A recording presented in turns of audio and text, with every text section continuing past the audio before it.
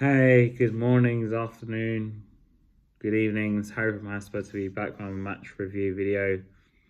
Um, Tottenham lost 1-0 to Forest.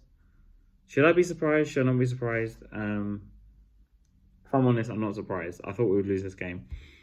But the title of the video is Ange did not make us proud. And the reason why I use that phrase, I'm sure you guys know the reference, but let's get into the game. First of all, quick starting lineup talk. Obviously, Forster was in goal. Spence retained his spot, but he played on the right. With Dogi on the left.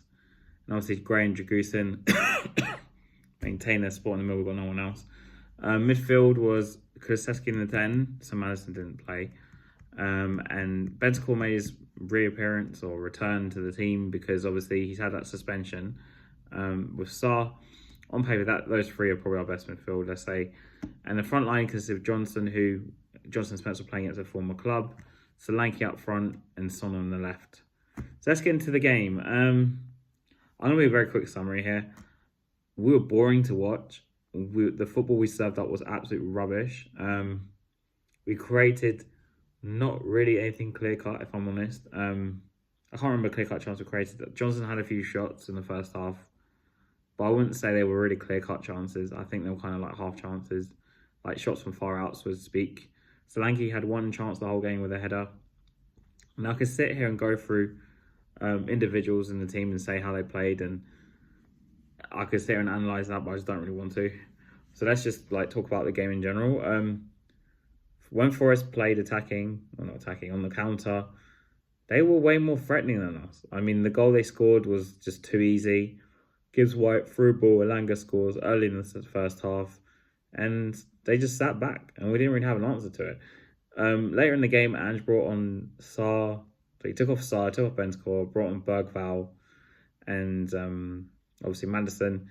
And we had a midfield three of Bergval, who I imagine was probably the sitter, Madison and Kulusevski. Madison didn't do much. I was calling for him at half-time, yeah, I admit, but he was playing so far back when he brought him on, it was kind of pointless.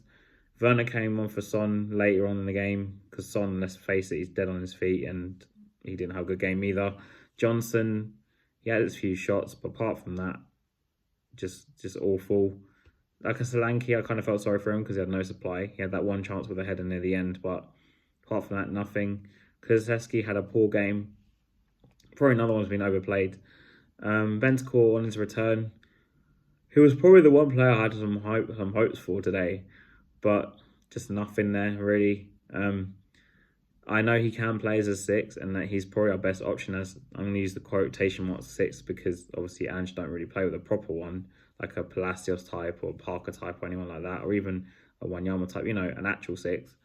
And Sarr, always praised this season, pretty meh game. The defence, Dragusin, and Gray didn't. The weird thing is they didn't have that much to do, but the problem was that whenever Forest came ahead, the chances Forest created were more clear-cut. Chances we created were nothing really. And this is actually our 9th loss this season. We're game week 17. Guys, correct me if I'm wrong, it's game week 17, not 18. And we've lost 9 out of 18 games or 17 games, which at least we lost at least half our games. As I say, lost at least half our games. Yeah, because before today we'd lost 8 and we'd won 7, drawn 2. Yeah, we've lost half our games. Game week 18 was half our games. And it's just past Christmas. So if we carry on this course then, because I spoke about last week about how we'd lost 8, carry on the same course, we could lose half our games, literally then, 18 games. And yeah, I'm not assuming we're going to win all the other half. So, but guys, if we're not careful, in my opinion, we could be in a relegation battle. I'm not even joking. We've got Wolves at home next. Currently, Wolves about to kick off against United as I'm recording this. And they've got a new manager. They won 3-0 last game. If they get something against United at home, which is quite possible, they could easily come to the Spurs and do us again like they did last season. So that could make it 10 losses and it's like the new year after that. But this manager, Mr. Ange, I don't know how this fan base still back him. This football's crap. What I found quite strange for me is he had Lancashire on the bench. And I'm not saying Lancashire is the answer, by the way, but he doesn't even, when he makes his changes, doesn't even change formation. It's just the same stuff. In his head, maybe he thought, I'll bring on Bergvall and Maddison, we have more attacking creativity in the middle. But if you're playing the same way every time, I mean, even I, who doesn't have a UEFA B license, can work out how Spurs are going to play and how to counter it. It's not even that difficult. Forest, I don't even think played that well. That's what's disappointing to me as well. They didn't play that well. Their front 3 or 4 players, Wood, he's been good this season. I don't think he was that great today. Obviously, Elanga, Gibbs White. I thought Gibbs White was probably the best player. Caused us problems. And, oh yeah, maybe that's 1-0. And I just think it was too easy. Way too easy. And this is what I'm saying in alluding to the Lancashire thing, is that he brought in Lancashire, could have gone 4-4-2, could have gone 3-5-2. Another thing, we don't really have many centre-halves left now. I think Jagusa came off injured, Bissouma came on. Remains to be seen what kind of defence we're going to have. And well, obviously Forster will be in goal, but in the next game. But I imagine he'll have to surely play Reguilon and play something like Reguilon, Udogie left centre back, Gray right centre back, and Porro right back, because there's no more anyone really left. I know he's going to put in Dorrington, but he wasn't even on the bench, I don't think.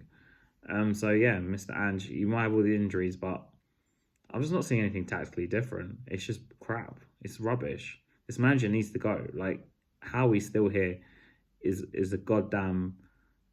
Honestly, it's actually a crime against football. Like, this guy has to go. Like, Ange out any day of the week.